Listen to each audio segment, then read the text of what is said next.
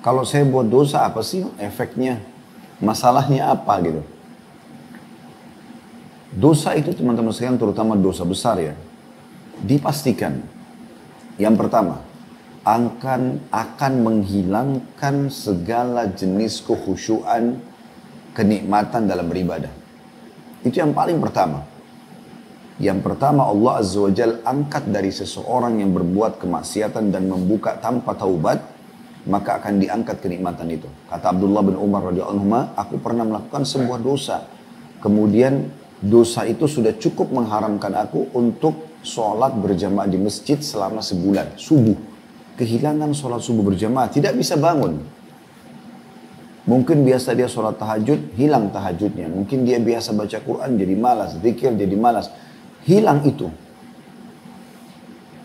Berarti pemahaman dari poin pertama ini teman-teman sekalian, artinya kalau Anda tidak melakukan dosa-dosa besar itu, dipastikan Anda akan sangat merasa nikmat dengan sholat Anda, dengan baca Quran, dengan berzikir, dengan bersedekah.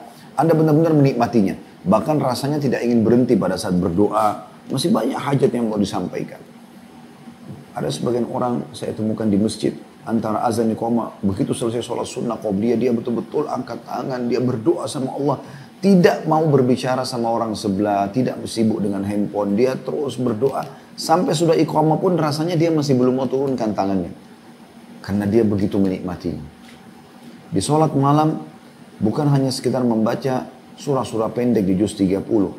Tapi mereka sibuk mencari surah atau menyusun dari awal surah dari Al-Baqarah.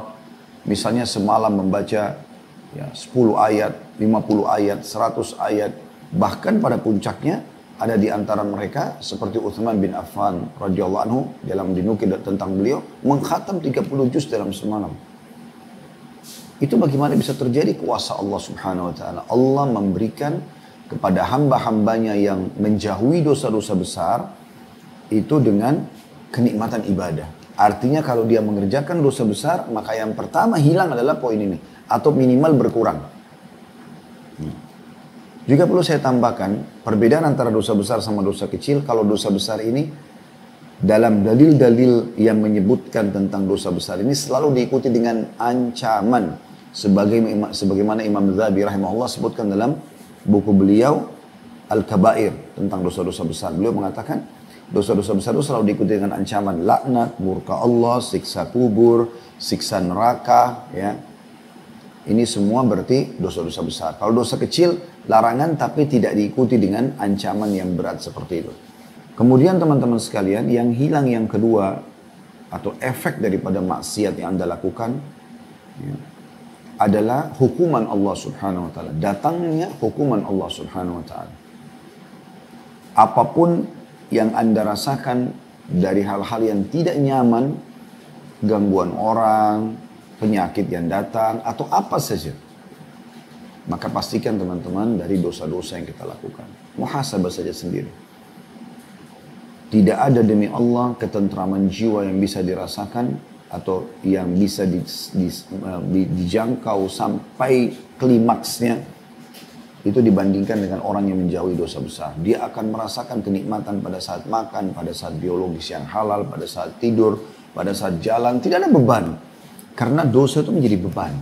Misal seseorang pernah mencuri uang kantor, 1 juta saja misalnya, dia selewengkan. Maka setiap kali dia mendengar ada ucapan 1 juta di kantor, dia ketakutan sendiri. Setiap kali dia lewat di sebuah hotel yang dia pernah berzina, dia ketakutan sendiri. Setiap kali apa saja ya, yang berhubungan dengan dosa yang pernah dia lakukan, maka akan muncul ketakutan-ketakutan. Tidak ada ketentraman jiwa. Tapi orang yang tidak melakukan dosa, dia tidak ada beban. Hidupnya akan tentram.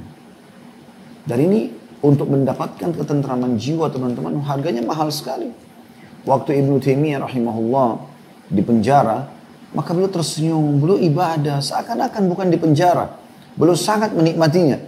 Lalu beliau mengatakan, andai saja orang-orang zalim ini yang telah memenjarakan beliau, mengetahui bagaimana ketentraman hati kami dengan keimanan ini, maka mereka akan cemburu dan mereka akan membelah dada-dada kami untuk mencurinya. Mungkin orang-orang zalim itu dulu di atas meja makan yang besar, mereka menikmati terbukanya aurat, perzinahan, minuman keras, segala macam. Tapi teman-teman tidak ada ketentraman jiwa. Dia hanya menikmati sesaat, setelahnya akan datang permasalahan-permasalahan. Sumpek, sedih, mimpi buruk, gangguan-gangguan orang. Tidak ada teman-teman, orang yang sibuk dengan diskotiknya, dengan khamernya, dengan perzinahan, kemudian dia tidak mengalami masa-masa ini. Kalau Anda pernah lalui ini, Anda pasti akan merasakan. Dan tidak ada orang, subhanallah, kalaupun Anda pernah alami ini, Anda akan merasakan apa yang saya katakan. Pada saat Anda taubat nasuha, kemudian Anda mengikuti proses itu, sudah 1 bulan, 2 bulan, 1 tahun, Anda tetap coba istiqamah, Anda akan rasakan kenikmatan jiwa yang luar biasa. Luar biasa kenikmatan jiwa yang Anda rasakan, yang tidak bisa dinilai. Tidak ada dokter manusia yang mampu memberikan itu. Maka dosa ini bisa mendatangkan hukuman. Ada orang yang hukumannya langsung spontan, tabrakan, dan segala macam jenis-jenis yang lainnya. Efek yang ketiga teman-teman sekalian, adalah buruknya hubungan dengan makhluk. Karena dengan berbuat dosa, maka akan terjadi hal-hal yang tidak diinginkan. Apalagi kalau dosa itu berhubungan dengan makhluk, Anda mencuri, menggibah, memfitnah, mencaci, memukul, apalah, memanipulasi data, menipu, berkhianat, maka akan merusak hubungan Anda dengan manusia yang lainnya. Sementara Anda kalau tidak melakukan itu, tidak akan merusak hubungan Anda. Anda baik-baik saja. Ya. Saya pernah berbicara dengan beberapa ikhwah. Kebetulan kami bicara tentang masalah taubat pada saat itu. Maka saya pun sampaikan di pengajian sebagaimana saya jelaskan kepada teman-teman pada saat ini. Saya bilang kalau Anda mau mengetahui, kalau antum ingin mengetahui ya, bagaimana sebenarnya saya sekarang ini benar atau salah. Salah satu contoh sederhananya, bayangkan sekarang kalau Anda meninggal dunia. Kira-kira dengan sikap dan perbuatan Anda sekarang ini, orang akan mengatakan Anda ini soleh, solehah, atau akan mengatakan Anda ini jahat atau fasik, atau ahli maksiat. Kalau Anda sekarang bayangkan Anda meninggal, kemudian orang mengatakan, oh itu orang soleh, oh itu orang solehah. Karena selama Anda hidup, Anda sholat, Anda puasa, Anda mengaji, Anda hadir majelis ilmu, Anda gak pernah punya masalah dengan orang. Orang mungkin ada yang menjelek-jelekkan Anda, tidak memusuhi mereka, tidak membalas keburukan dengan keburukan. Maka pasti orang akan mengatakan, oh itu orang baik. Saya sering dengar itu beberapa orang meninggal dunia, pada saat orang membicarakan, oh si fulan itu baik. Oh si fulan itu Masya Allah akan masuk surga. Si fulan akan begini dan begitu. Dan itu pernah terjadi di zaman Nabi SAW. Ada jenazah lewat, lalu para sahabat mengatakan, oh si fulan ini begini dan begitu. Diceritakan tentang kebaikan orang itu. Maka kata Nabi SAW, wajabat terjadi seperti apa yang kalian ucapkan. Karena disebutkan tentang kebaikan-kebaikannya. Dan kalau seandainya Anda meninggal dunia, Anda bayangkan saja pada saat Anda meninggal. Kira-kira orang sekitar Anda menilai Anda baik atau buruk? Kalau ada di antara mereka mungkin yang bisa mengucapkan, Alhamdulillah si fulan meninggal dunia. Karena selama ini selalu lisannya tajam, ya, orangnya pelit, ya, misalnya jahat, suka mengganggu. Sebagaimana Nabi SAW mengatakan kalau orang yang syar, orang yang buruk itu, orang yang jahat itu, pada saat dia meninggal, dia sendiri tenang dari perbuatan dosanya, karena kalau dia terus masih hidup, dia akan melakukan perbuatan dosa yang lebih banyak dan lebih berat hukumannya hari kiamat. Dan orang yang ditinggalnya pun lebih tenang. Orang yang ditinggalnya pun lebih tenang. Karena sudah hilang dari keburukan orang ini. Tidak ada ketentraman jiwa teman-teman dalam melakukan dosa. Merusak hubungan Anda. Subhanallah, kita sering temukan kisah-kisah para salafus saleh yang mereka dicaci maki, mereka dihina, mereka segala macam. Mereka nggak pernah balas keburukan dengan keburukan. Akhirnya juga musuh-musuhnya kehabisan peluru istilahnya, karena selalu menggibah dia, mencaci dia, tidak pernah tanggapin. Yang terjadi adalah mereka cari mangsa lain orang-orang itu, tidak lagi kepada orang ini. Dan pada saat mereka meninggal, aman-aman saja. Ada di antara mereka seperti kasus Abu Bakar, Umar radhiyallahu anhuma, yang sudah jelas-jelas ya, mertua Nabi SAW keduanya dijamin masuk surga. Bahkan para sahabat ridwanullah alaihi memberikan kesaksian tentang keduanya. Ya, tentang kebaikan. Sudah sering kami mendengarkan kata mereka. Rasulullah SAW mengatakan, aku, Abu Bakar dan Umar, aku bersama Abu Bakar dan Umar.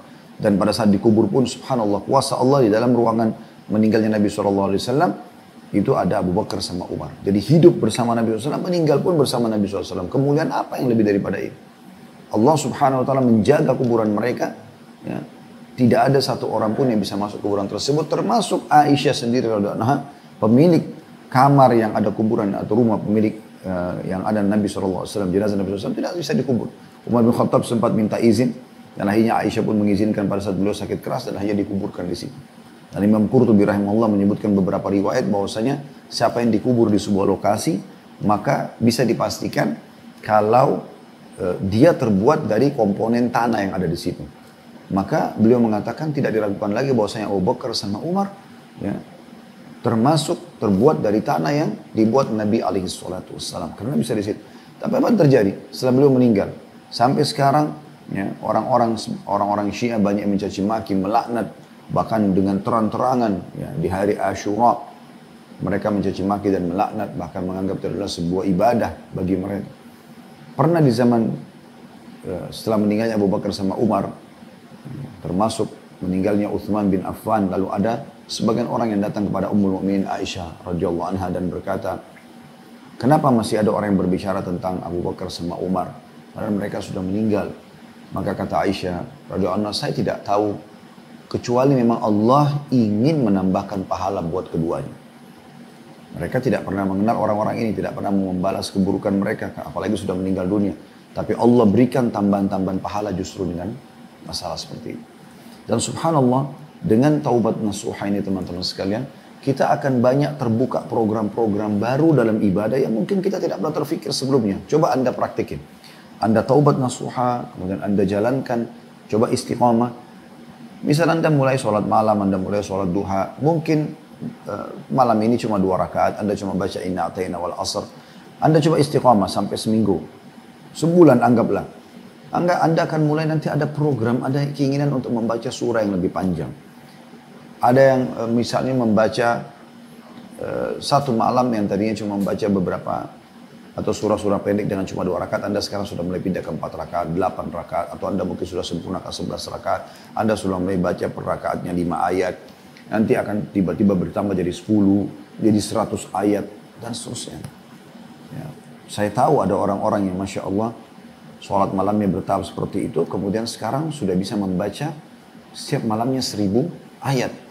Dan 1000 ayat itu berarti dalam kurang lebih 7 hari sudah bisa mengkhatam 30 juz Al-Quran. Bahkan kurang dari itu. Ya. Kalau 1000 ayat itu dibaca pada saat sholat malam, karena mengejar keutamaan hadis Nabi SAW sampai membaca 1000 ayat, dia telah mendapatkan derajat yang tinggi, keutamaan-keutamaan yang banyak. Ya. Itu juga dengan orang yang membaca 100 ayat. Jadi Nabi SAW sebutkan jumlah-jumlahnya, tapi 1000 ayat yang tertinggi. Maka kalau dibaca 1000 ayat itu, sebagian mereka membaca di sholat malam. Dan saya tahu orang ini. Ya. Luar biasa, 1000 itu berarti ayat ada 6000. Dalam Al-Quran ada 6000 sekian ayat. Berarti kalau 1000 ayat per hari, 6 hari sudah 6000. Sisanya beberapa ayat itu diselesaikan di hari ke-7. Setiap 6 atau 7 hari khatam Al-Quran. Terus begitu.